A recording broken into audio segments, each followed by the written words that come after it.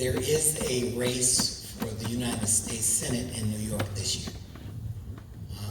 You may not know that because the incumbent hasn't mounted a campaign of any kind. So I'd like to introduce you to Diane Sayer, who's running for United States Senate, who is a believer and who is a musician in her church. And I'd like for you to hear what she is offering to do if elected to the Senate. And the late B.W. Smith would say that we shouldn't put all of our apples in one basket.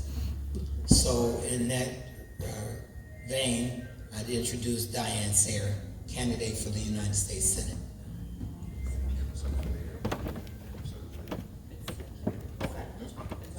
Okay. Thank you so much. I actually neglected to ask when we agreed on this how long I have. I had a speech of 3 hours prepared, but I can make it shorter. Pre-COVID, that would have been all right. As he said, I'm Diane Sayer.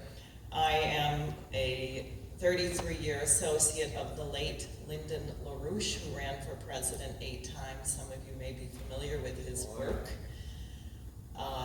I am a trained classical musician, choral conductor, and trombone player.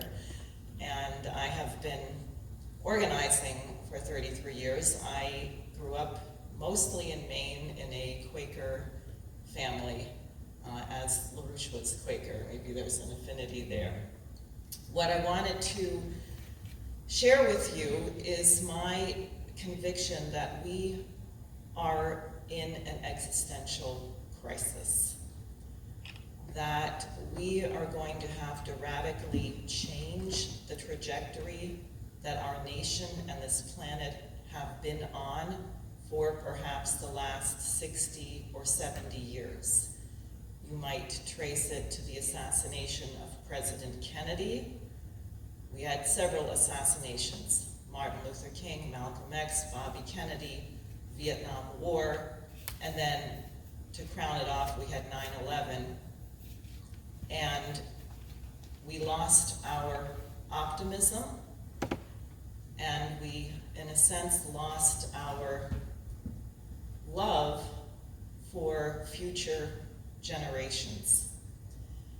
And now we are faced with the prospect of a thermonuclear war and a complete dissolution of the transatlantic economic system, and famine of about 1.7 billion people if we cannot figure out how to get our act together and do something different.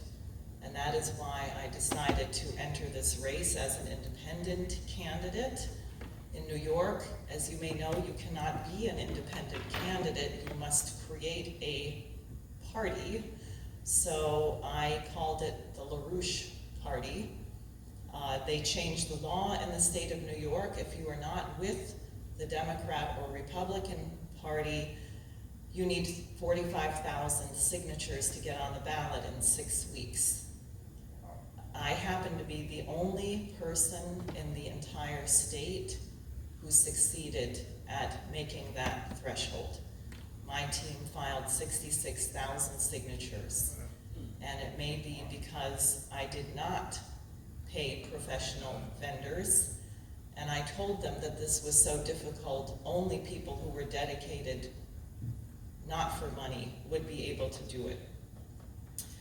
So I would like to just say a couple of things in terms of the change. In our Declaration of Independence, it says that there are inalienable rights: life, liberty, and the pursuit of happiness. I want to focus on the third, the pursuit of happiness, not pleasure. What is that?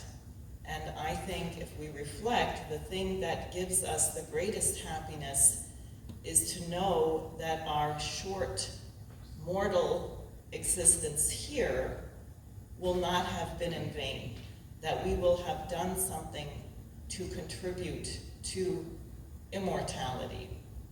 And that is a right of every human being to be able to make that contribution.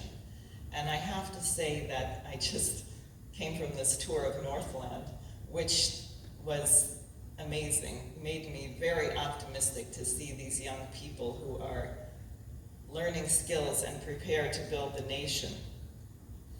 If you saw the images from the Webb telescope, you have renewed faith, as many scientists, in the goodness of the creator of the universe. We have not one galaxy, we have trillions of galaxies and potentially trillions of planets which can sustain human life. And in contrast, it makes our planet and each of us seem extremely small. But the mind of a human being is able to consider something as big as a trillion galaxies. And we have, unfortunately, an assault on the mind. The incumbent senator just introduced legislation it's called the Cannabis Administration and Opportunity Act. It is not decriminalization, that's how it's couched. It is full commercialization of recreational drugs, 99% THC gummy bears. If you look at these mass shootings, in many, many cases, the shooter was known as a stoner, and then it quickly disappears from the press, because if you have a banking system that is dependent on laundering drug money, they don't want people to oppose this. We have to renew our commitment to the power of human creativity to transform the standard of living of the population. The city of Buffalo was one of the key cities in the United States to do this. And you have the talent here, as we saw today, to be a critical part of rebuilding the nation. And one last thing I just wanted to say in terms of the horrific shooter here. As people know, he had on his backpack the black sun. It's a Nazi insignia. He had been reading the writings of the Christ Church killer who killed 51 people at 2 mosques, and who also had trained with the Azov Battalion. The Azov Battalion is a Nazi battalion in Ukraine. And I made the point that we have a Congress that exceeded even what the president demanded in weapons and increased it. We have sent $70 billion to fuel a war with questionable characters. And if that is the policy of our government, should we be surprised when we see such atrocities occurring in the United States? And we have had a miracle. Speaking of miracles, there was a negotiation in the Black Sea to get between Russia and Ukraine.